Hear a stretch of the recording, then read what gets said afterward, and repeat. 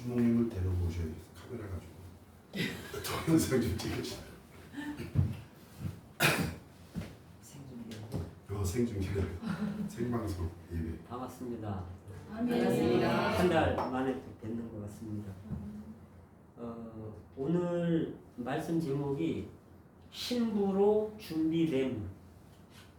신부 그러면 가슴이 뛰고 개인적으로 보면 그죠?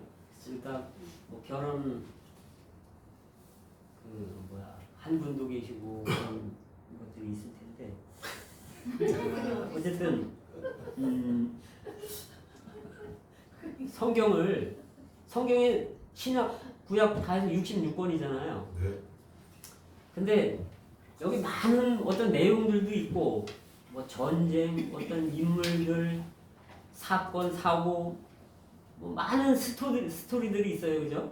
그런데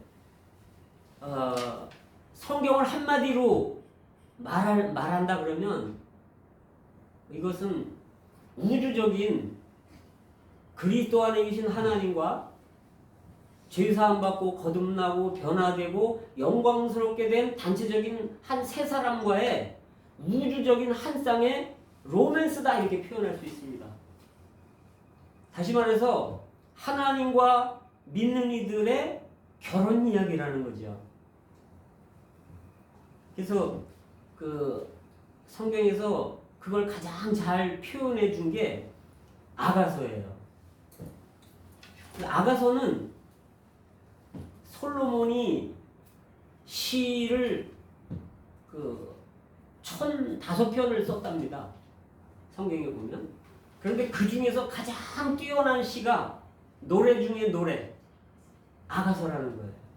근데 이 아가서가 조금 약간 믿지 않는 이들이 볼 때는 약간 저속하고 좀 예술적이고 그래서 비난을 좀 많이 한답니다. 그런데 그럼에도 불구하고 이것이 하나님이 솔로몬을 통해서 쓰게 하셨고 성경에 들어가게 됐습니다. 근데 이 아가서를 보면 아가서가 전설에 의하면 솔로몬의 어떤 체험에 근거해서 썼대요. 그래서 이제 솔로몬 왕이 에브라임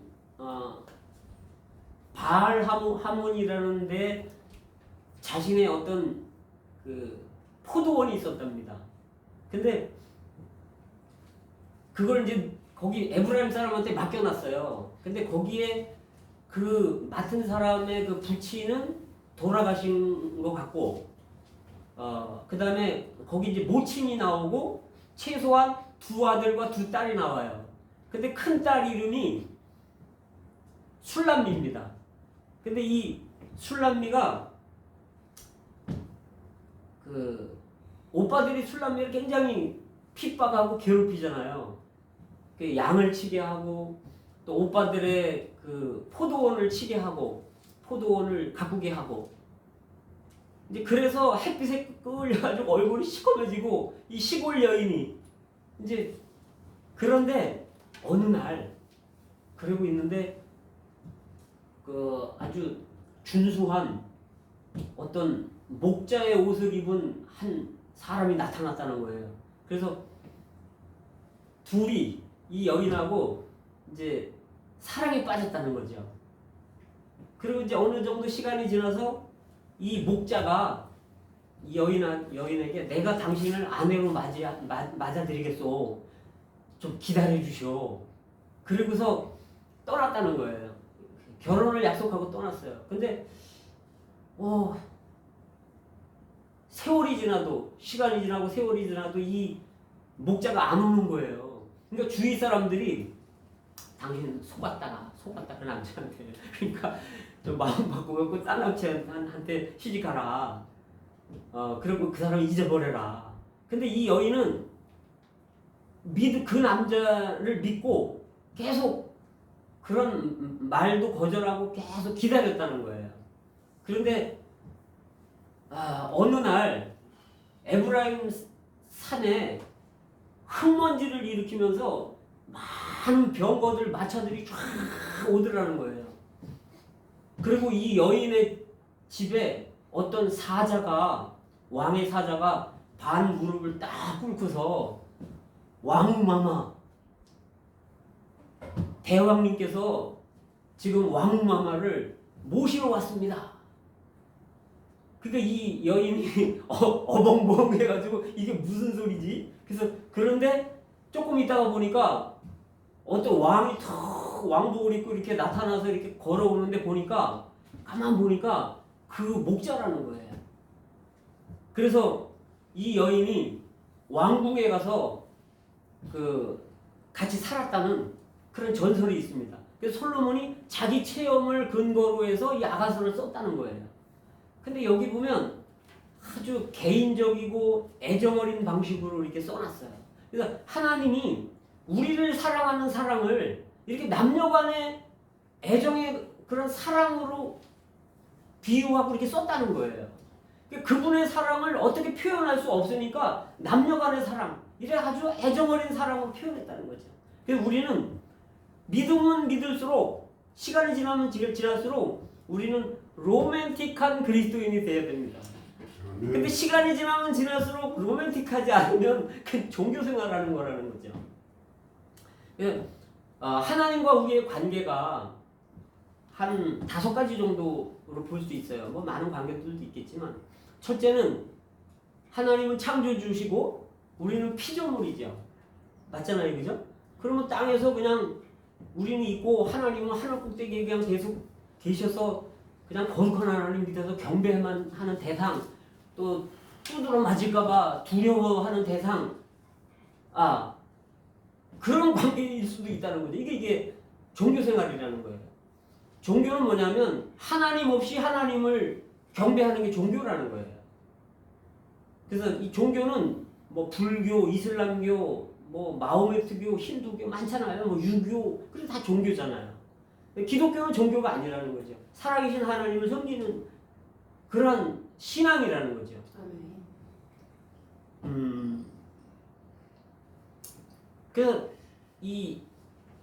그럼에도 불구하고 이사야서 54장 5절에 보면 너를 지으신 자는 네 남편이시라 이렇게 말합니다. 조밀주와 피조물과의 관계인데도 너를 지으신 자는 네 남편이라는 거예요. 그 우리는 뭡니까? 우리 신부라는 거예요. 그 다음에 우리가 거듭났잖아요. 제사 안 받고 거듭났기 때문에 우리는 하나님의 자녀고 그 생명관계이기 때문에 그분이 우리를 낳았기 때문에 그분은 아버지고 우리는 그분의 자녀들이죠. 근데 그렇게 가깝질 않아요. 조물주와 피조물 간의 관계도 그렇게 가깝질 않죠. 그 다음에 그분이 우리를 피로 값주고 샀잖아요. 그래서 그분은 주인이고 우리는 노예들이 있잖아요. 이것도 그렇게 가깝지가 않아요. 그리고 값어치로 보면은 그분은 보배고 우리는 그냥 그릇이요, 그릇. 이 질그릇에 보배를 담았으니 그러잖아요. 우리는 아무것도 아니죠. 그러나 우리가 귀한 것은 보배를 담았기 때문에 귀한 겁니다. 아멘. 또 하나. 근데 이것도 이렇게 뭐 친밀하고 애정하는 관계가 아니지만 성경에 그분이 신랑이고 우리가 신부라는 거예요. 그래서 사도 바울의 사역을 보면 고린도후서 11장 2절에서 내가 너희를, 고린도 성도들한테 그러죠. 내가 너희를 정결한 처녀로, 처녀입니다. 한 남편인 그리스도께 중매하미로다. 아멘. 그 다음에 호세아서에 보면 내가 네게 장가들어, 호세아 2장에 그러죠. 영원히 살되, 주님은 우리와 장가들어서 영원히 살기를 원하십니다. 근데 지창금이 있어요. 그분이 우리와 결혼하는 지창금이 뭐냐면 의와 공변됨은 공평한 거죠. 그 다음에 은총과 긍휼, 이러한 것들로 우리를 대하겠다는 거예요. 긍휼히 여기겠다는 거죠. 우리에게 은총을 주시고 우리를 의롭게 해주시고 우리를 공평하게 대해주시겠다는 거예요. 그분은 남편이고 신랑이라는 거죠, 성경에서. 그러면 우리가 부름 받았을 때 어떻게 되냐면 부름 받는 사람들은 중매된 거죠. 그리스도인 이 신랑에게. 그런데 이제 거듭나면 어떻게 되냐? 약혼하는 거예요, 그분하고. 죄사함 받고 거듭나면 약혼하는 거죠. 그럼 약혼했으면 어떻게 돼요? 이제 때가 이르면 결혼식을 할 거 아니에요. 그래 여기 여성분들 자매님들은 아주 남자들보다 그런 걸 잘 아실 거예요. 결혼 날짜가 정해졌어. 그럼 모든 것을 다 집중해서 거기에 맞춘다고요, 그죠?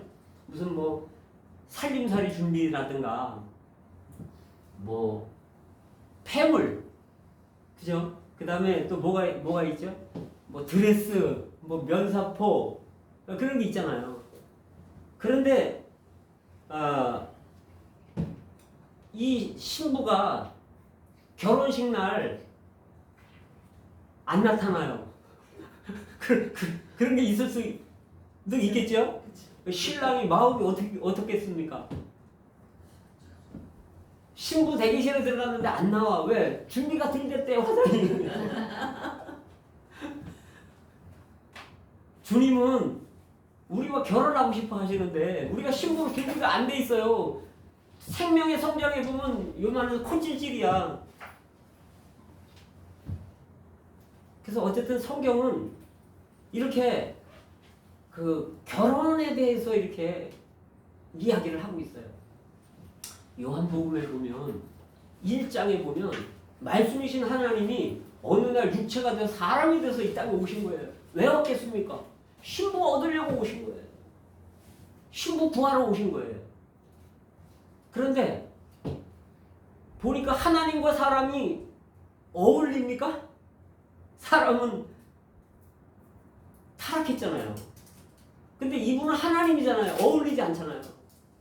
그럼 사람하고 결혼하려면 어떻게 돼요? 이분이 사람이 돼야 되는 거예요. 그런데 이분이 사람이 돼서 오셨어. 근데 사람은 사람이지 하나님의 성분이 없어요. 그러니까 이게 또 안 맞아. 또 죄가 있어.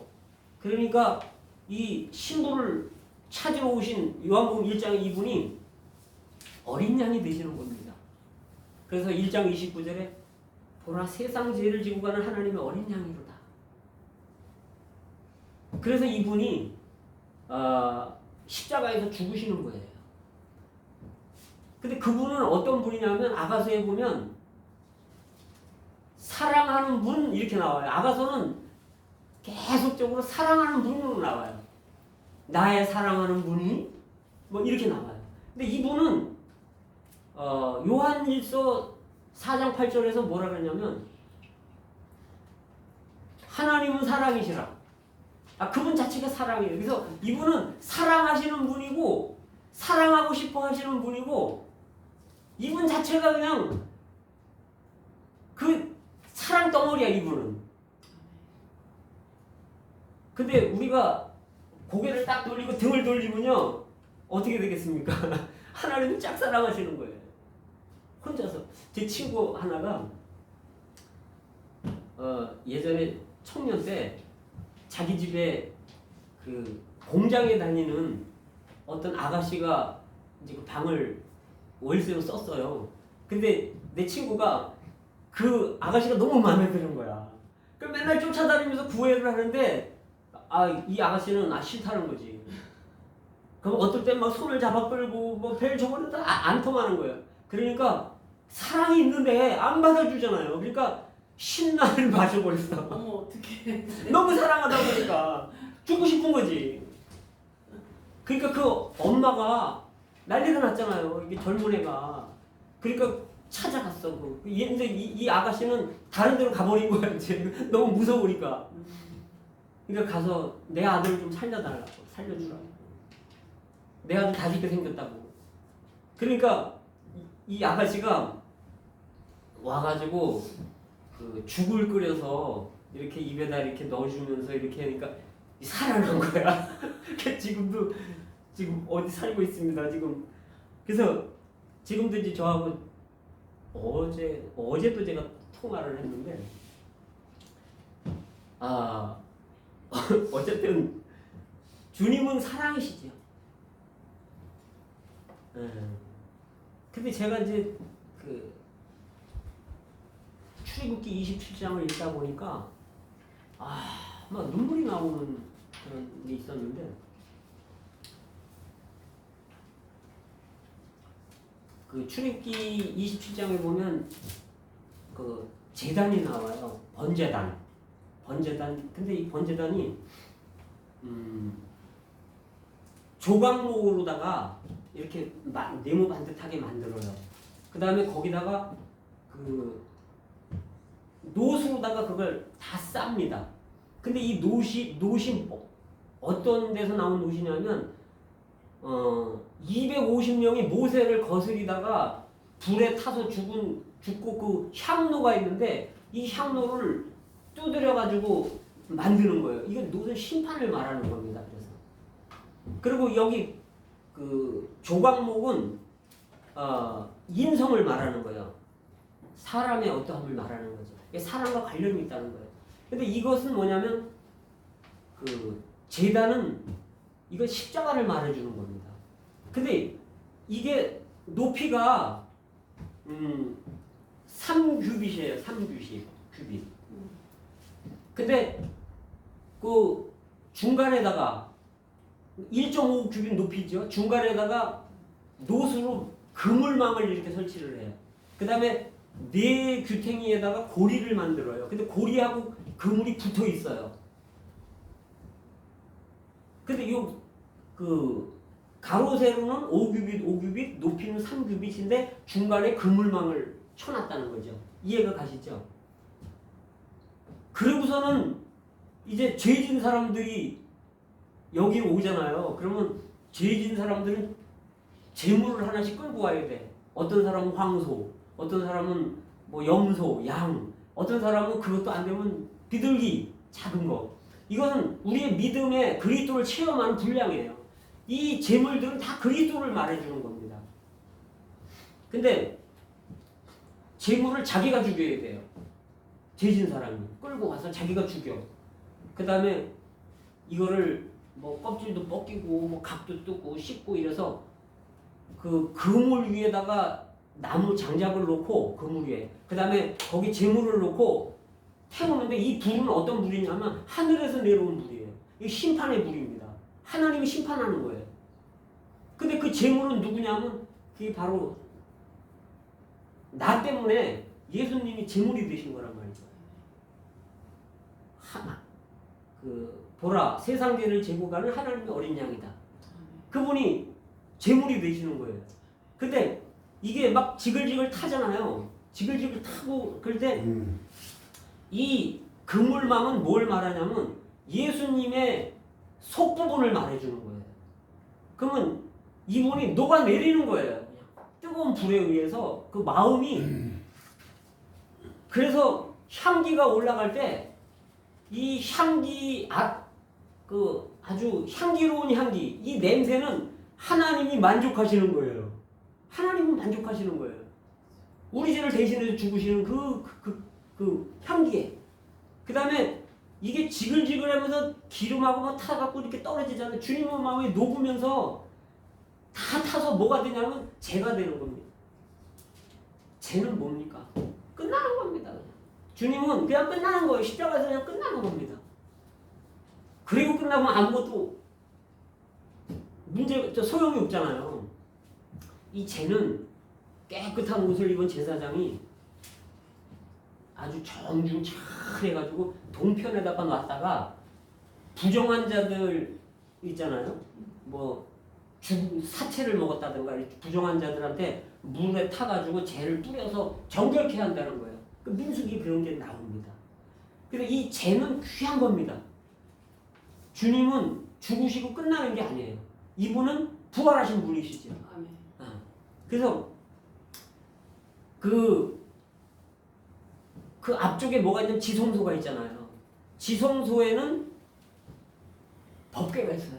법궤도 이게 하나님 안에 계신 그리스도를 말해준단 말이에요. 조각목으로 된 인성을 입으신, 그 다음에 금으로 된, 금은 뭐냐면 하나님의 본성이잖아요. 그 다음에 이 법궤 안에 율법이 들어가 있고, 그 법궤의 높이가 1.5 규빗이라는 거예요. 그리고 그 가로 세로는 2.5 규빗, 2.5 규빗이에요. 그러면 그 하나님은 어디서 사람들을 만나냐? 사람들을 만나고 싶어 하시는 거예요, 하나님이. 그런데 여기 그룹은 이 속죄소라 그러는데 1.5 규빗 높이에 여기에 두 그룹이 있어가지고 이 그룹의 영광을 표현하는 거, 하나님의 영광. 그러면 율법은 뭐냐면 하나님의 의로워야 된단 말이에요. 하나님을 만나려면 하나님의 영광을 만족시켜야 되고 하나님의 의를 만족시켜야 되고 그 다음에 이 그분의 본성이 금이잖아요. 변함이 없는 그건 하나님의 거룩이란 말이에요. 그분의 본성은 거룩하단 말이죠. 그래서 의와 거룩과 영광을 만족시켜야만 하나님을 만날 수가 있는 거예요.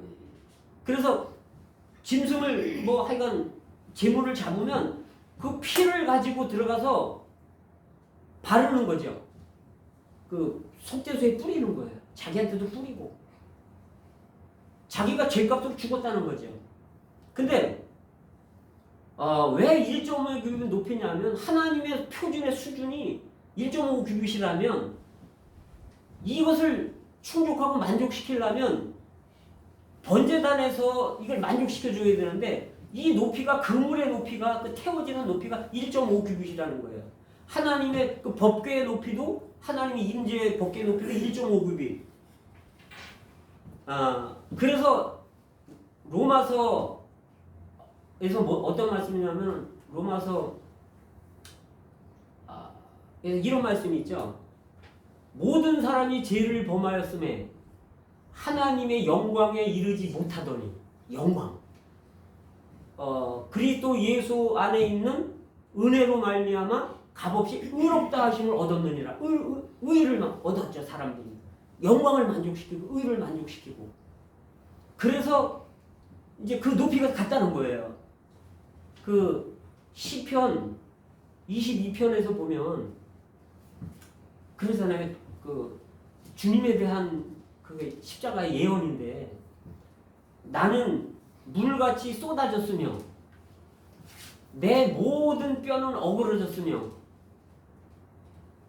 내 마음은 촛밀처럼 녹았으며 이 십자가에서 그분의 내적인 그런 상황들이 이 십자가에서 그러잖아요. 내가 목마르다. 하나님의 심판을 받느라고 뜨거운 거예요. 그래서 예수님이 이 땅에 신분을 얻으러 오셨는데 사람이 타락해갖고 하나님과 안 맞기 때문에 어린 양이 되신 거죠. 그래서 여기 보면 이 어린 양이 결론에 계시록 19장에 보면 우리가 즐거워하고 크게 기뻐하여 그에게 영광을 돌리세요. 어린 양의 혼인 기약이 이르렀고 그 아내가 예비하였으니 그에게 허락하사 빛나고 깨끗한 세마포를 입게 하셨은즉 이 세마포는 성도들의 옳은 행실이라.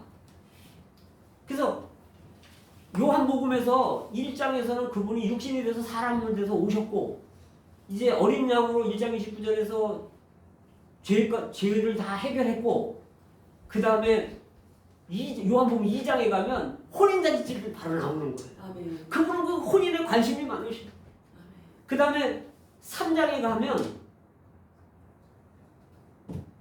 세례 요한이 그러죠. 신부를 취하는 자는 신랑이나 서서 신랑의 음성을 듣고 크게 기뻐하나니 나는 그러한 기쁨이 충만하였다. 요한이 본 거예요. 저분이 신랑이구나 본 거예요. 요한이. 그래서 이 결혼 저도 제가 인생 이렇게 많이 살지는 못했지만 가장 행복했던 때가 언제냐? 결혼하고 신혼여행 갈 때 가장 행복하더라고요. 근데 결혼은 아내는 남편의 만족이에요. 남편의 격려고 위로고. 아내가 없을 때 만족이 없는 거예요.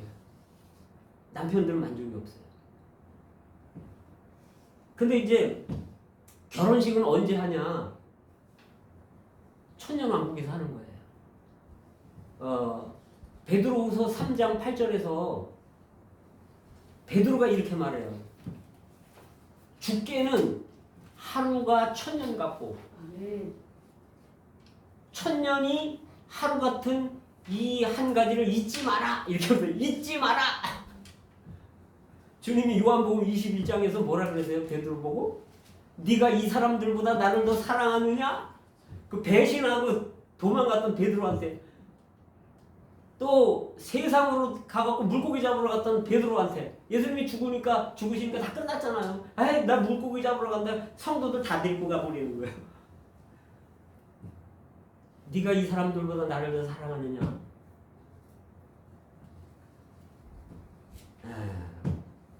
근데 우리가 이제 이 혼인식 날이 돌아오는데 이때는 주님이 2번 오셔요. 공중에로 파루시아라 그러는데 비밀스럽게 한번 오십니다. 그래서 이 땅에 있는 사람들을 휴거시키시는 거예요. 그리고 데살로니가서에 보면 이미 죽은 믿는 이들 그 사람들이 먼저 일어나서 주님 앞에 간다는 거예요. 그리고 이 땅에 모든 사람들이 거듭난 모든 사람들이 주님 앞에 다 가는 거예요. 그러면 어떻게 되냐면 고린도후서 5장 10절에서 우리가 다 반드시라 그랬어요. 우리가 다 반드시 그리스도의 심판대 앞에서 우리의 선악과는 행한 것에 따라 몸으로 받으려 함이라. 우리가 다 반드시예요. 각각이라고 되어 있어요. 각각 그리스도의 심판대 앞에서 우리가 심판을 받는다는 거예요. 그래서 이 심판을 통과한 사람들, 예복을 준비한 사람들, 이기는 자들, 주님께 인정받는 자들, 이 사람들만이 천년왕국에 들어가는 거예요. 아멘. 그러면 이건 하루예요. 주님한테는 하루예요. 근데 주님은 우리에게 이 땅에서 고생한 것을 보상으로 1000년 동안 왕노를 시켜주고 1000년 동안 잔치하는 겁니다. 아멘. 누가복음 15장에서는요. 탕자가 돌아오잖아요. 그런데 이 아들이 창기와 같이 그냥 아버지 재산 다 터랑방탕 다 써버리고 돌아왔죠. 그건 뭐냐? 우리 인생 다 허비했다는 거예요. 세상 쾌락 누리느라고. 그런데 아버지는 어떻게 하고 있습니까?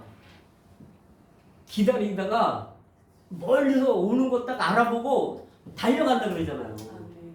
이게 아버지 사랑이죠. 아멘. 그걸 받아들이고 뭐 합니까? 살찐 송아지를 잡아라. 이게 뭐예요? 살찐 송아지. 이게 그리스도입니다. 그리스도가 십자가에 죽으셨어요. 그분이 우리의 음식이 되셨다는 얘기죠. 아멘. 살찐 소가 되신 거예요. 잔치를 벌이는 거예요. 이 잔치는 어떤 잔치냐면 구원의 잔치예요. 이제 집 나간 그 잃어버린 아들이 돌아왔으니까 잔치하는 거예요. 여기는요 교회는 잔치집입니다. 아멘. 그리고 가장 좋은 옷을 내어 입혀라 그러잖아요. 그리스도가 십자가에 죽으심으로써 만들어 놓은 의의 옷. 그 옷을 입혀주는 거예요. 이 의도 그리스도입니다. 그 다음에 반지, 이게 성령으로 우리가 아들이라는 것을 인쳐주는 거죠. 성령으로 마음에 확증을 시켰다 그러잖아요. 성경에서. 그분의 사랑을 우리 마음에 성령을 부어주심으로 확증시켰다 그러는 거죠. 우리가 알잖아요. 우리 마음에. 그 다음에 신발. 이건 땅과 분리되는 우리 거룩을 얻는 거죠. 거룩하고 성령을 얻고 살찐 소이신 그리스도를 체험하고 누리는 거예요. 그래서 아들이 돌아와서 누리는 옷을 입고 즐겁게 잔치하는, 아까 우리 전도사님 네. 209장 기쁘다 뭐 제사 받았다 막 이 찬송할 때 너무 흥이 나는 거예요. 잔치집이니까. 아멘. 근데 또 하나의 잔치가 남아 있습니다. 천년 왕국에서 우리는 그분과 함께 잔치하는 거예요. 그런데 이 잔치예요, 그게. 마태복음 22장에 보니까 어느 왕이 아들을 결혼을 시키는데 이제 아버지가 나타났어. 보니까 많은 사람들이 왔어요, 그죠? 그래서 처음에는 어떻게 했냐면 많은 사람들을 청하니까 사람들이 뭐 밭 갈러가고 뭐 소를 사서 밭을 갈러가는지 뭐 하여간 장사 사업차 뭐 여러 가지 바빠서 잘 안 와요. 그러니까 길거리 나가서 닥치는 대로 다 데리고 와라. 그래서 아무나 선한 자나 악한 자나 다 오는 거예요. 이제 그러고 결혼 잔치가 됐는데 여기에 예복을 입지 않은 한 사람이 있는 거예요. 그러니까 물어보는 거죠. 어찌미냐? 왜 예복을 안 입고 결혼 잔치에 들어왔냐? 유구무원이에요. 이런 얘기를 들었단 말이에요. 우리가 결혼 예복을 입어야 된다. 이런 얘기를 들었는데 준비를 안 했어. 예복을 안 입었어. 그럼 결혼 잔치에 들어가려고 그래요. 마태복음 25장에서 기름 준비 안 하고 마치 혼인잔치집에 들어가려고 하는 건 똑같은 거예요. 그럴 때 유구무원이라는 거죠. 할 말은 없는 거예요.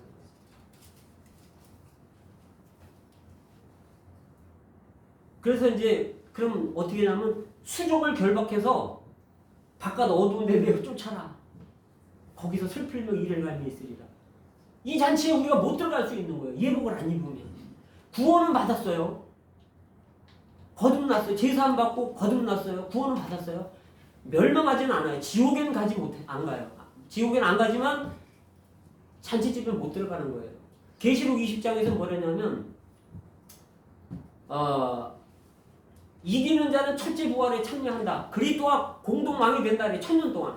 그런데 그 나머지 사람들은 어떻게 되냐? 이기지 못한 사람들은 이 사람들은 둘째 사망의 해를 본다는 거예요. 우리가 이 땅에 사는 게 첫째 사망이에요.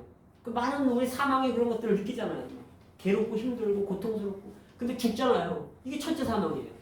죽은 후에 또 이런 맛을 보는 게 둘째 사망의 해란 말이죠. 그래서 우리가 해야 될 게 있어요. 첫째, 우리의 목표가 있어야 돼요. 우리 목표는 신부가 되는 거다. 아멘. 목표를 정해야 돼요. 아멘. 내 인생의 목표는 신부가 되는 거다. 두 번째, 내가 열망을 해야 돼요.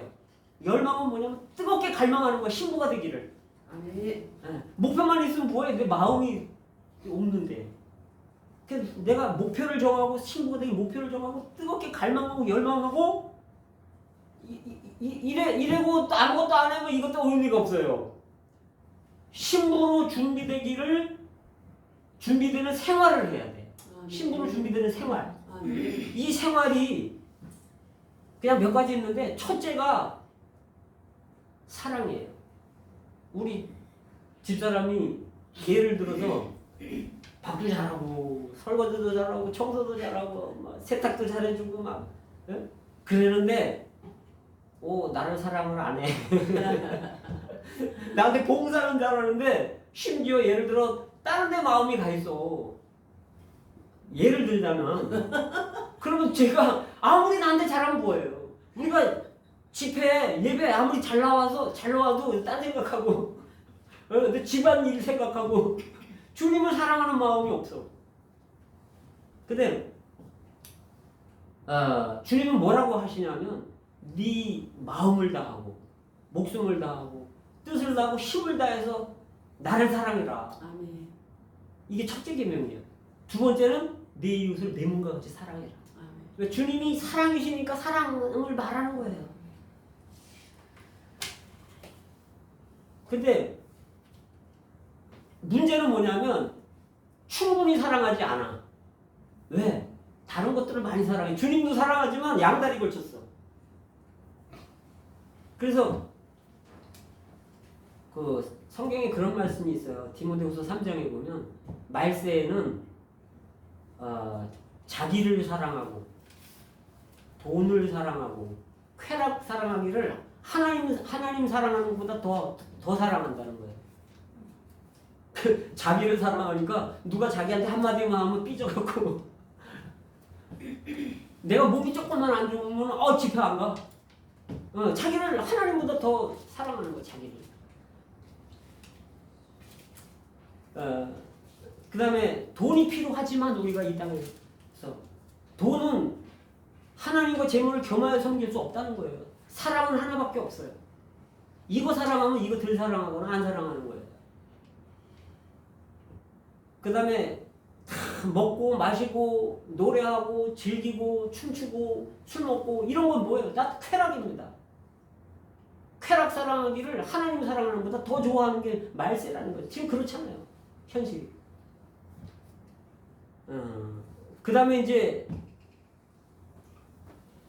또 하나가 뭐냐면 문제가 또 하나 사랑의 문제가 뭐냐면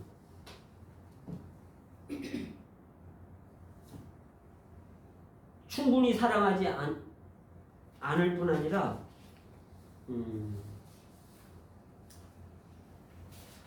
다른 일에 분주해. 그래서 일 하나님을 위한 일도 좋아요. 좋지만 아니잖아요.